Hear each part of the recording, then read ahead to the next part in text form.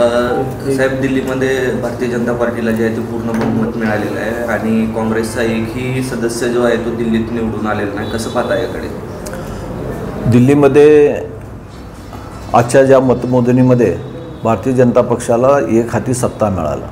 प्रथमतः मी आपल्या या देशाचे पंतप्रधान आदरणीय मोदींचं व तसेच आपले JP नड्डा व अमित शहा साहेबांचं मी अभिनंदन करतो की त्यांच्या या देशाचे पंतप्रधान नरेंद्रजी मोदी ह्या देशामध्ये जो विकासाचा काम चालू झालेला आहे. आपण बघतोय अलीकडे या जवळ 26 वर्षानंतरनं भारतीय जनता पक्षाचा सत्ता त्या दिल्लीवर आलेला आहे. आणि या गेल्या 10 वर्षात ज्या केजरीवाल सरकार होतं त्यांनी ज्या दिल्लीमध्ये दिल्लीची परिस्थिती करून ठेवलेली आहे, त्या दिल्लीमध्ये ज्या काही प्रदूषण असू द्या किंवा तिथल्या यमुना नदीच्या संदर्भात असू द्या, अनेक गोष्टी लोकांना धूल थाप देऊन निवडून येत होत्या, पण आता तिथल्या लोकांनी त्यांना नाकारलेलं आहे. आज भारताच्या जनतेला विकास पाहिजे. भारत आपण महाशक्तीकडे जात असताना नरेंद्रजी मोदी साहेबांच्या यांच्या नेतृत्वाखाली ज्या सरकार आपल्या दिल्लीमध्ये जे भारतीय जनता पक्षाचं सरकार आज त्यांनी तिथल्या नागरिकांनी ज्या बहुमताने निवडून दिलं, नागरिकांचंही मी अभिनंदन करतो.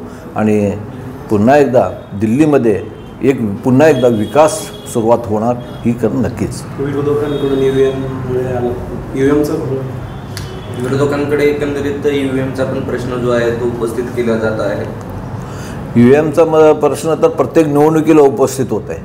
मध्यंतरी म्हणत होते की लहान सरकार म्हणजे लहान स्टेटला आमचं विरोधकांचं सरकार आणि मोठ्या स्टेटला भारतीय जनता पक्षाचं सरकार EVMमुळेच येतात.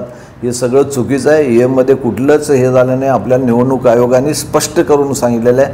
आणि आत्ताची निवडणूक बघितलेलं असताना ज्या काही सगळ्या आपल्या या देशामधले जे चॅनल्स होते, वृत्तपत्र होते, त्यांनी अगोदरच भाकीत केलं होतं की भारतीय जनता पक्षाचे सीट येणार आणि तेही जवळपास 50 सीट येणार म्हणून भाकीत केलं होतं. त्याप्रमाणे आज त्यांनी काही EVM धरून सांगितलं होतं का पत्रकार लोकांनी किंवा त्या चॅनलवाल्यांनी? नाही, त्यांनी तिथल्या लोकांचं रिव्ह्यू घेऊन सांगितलं होतं की लोकांच्या मनातच बदल पाहिजे होतं. त्यामुळं बदल झालेला आहे.